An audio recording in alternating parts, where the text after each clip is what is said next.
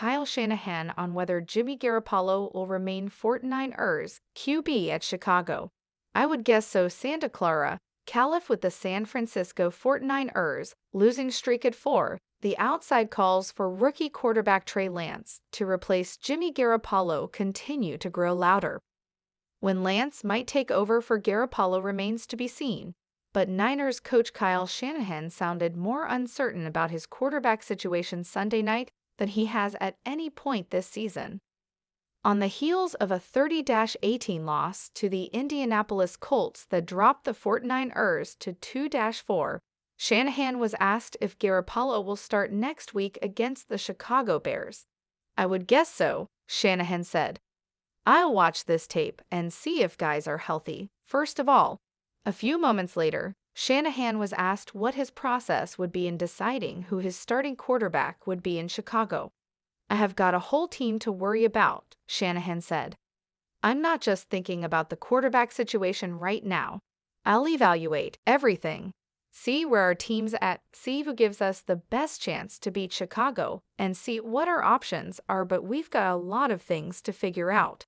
By see what our options are, Shanahan was referring, of course, to the statuses of Garoppolo and Lance, neither of whom has been the picture of health in recent weeks.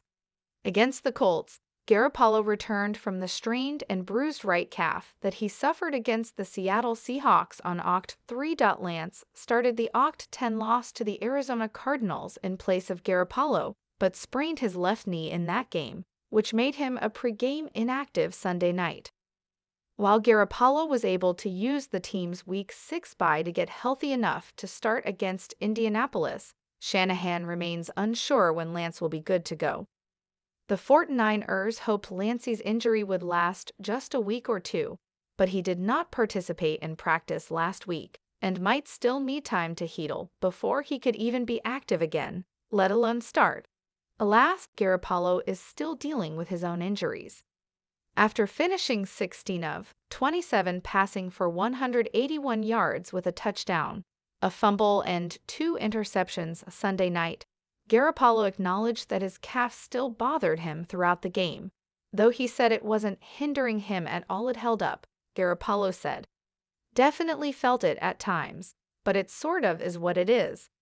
All the guys out there, we're all playing with something right now. It's that point of the season.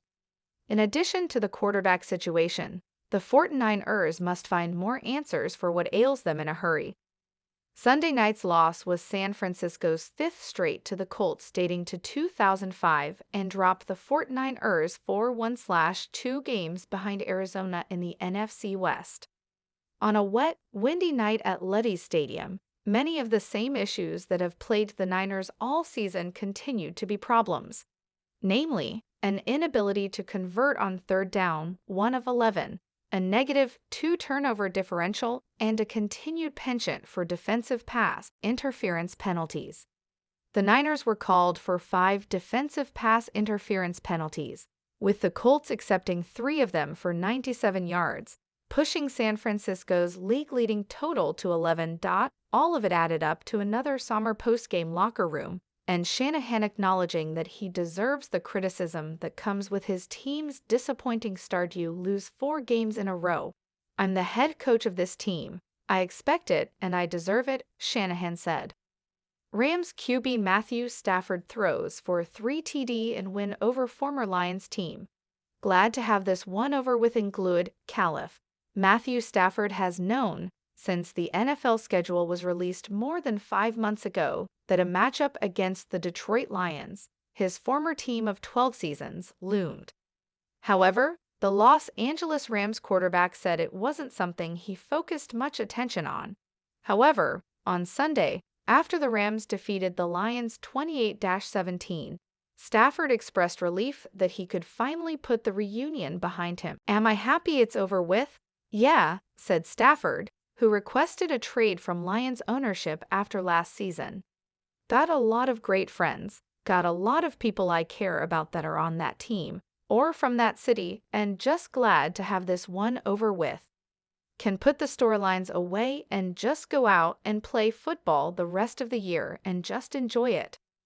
Rams coach Sean McVay and Lions quarterback Jared Goff can also move on from the saga that has surrounded their relationship following last January's blockbuster trade that brought Stafford to LA and sent Goff 2 first-round picks and a third-round pick to Detroit. After shaking hands with Lions coach Dan Campbell post-game, McVay searched among the crowd of players before he finally tracked down Goff, his quarterback of 4 seasons, and the two embraced. McVay initially declined to share what was said, but eventually relented. "I said, 'Great job, I'll touch base with you a little bit later on.'"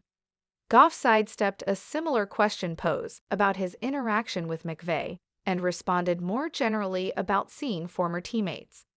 "Just a lot of guys saying good job and me echoing that to them," Goff said. "That's pretty typical of post-game, just good job and appreciate it."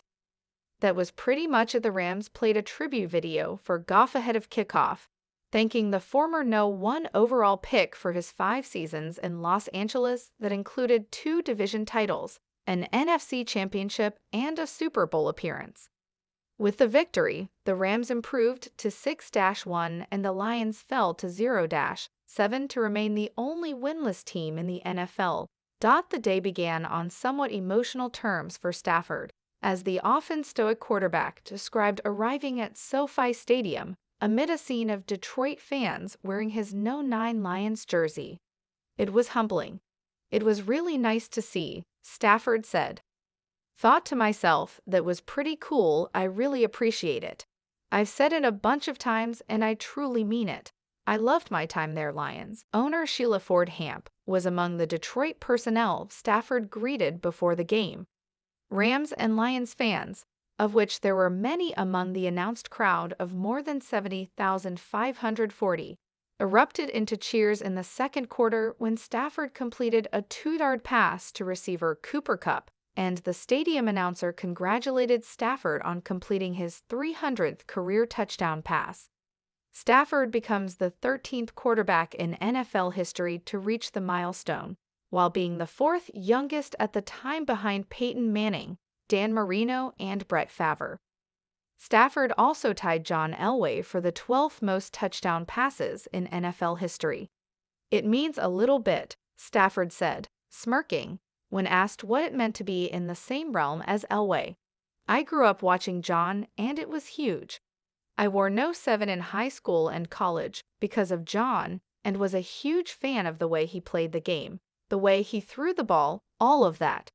It's pretty cool. I'm sure I'll appreciate it more." When asked what it meant to be in the same realm as Elway, "I grew up watching John, and it was huge.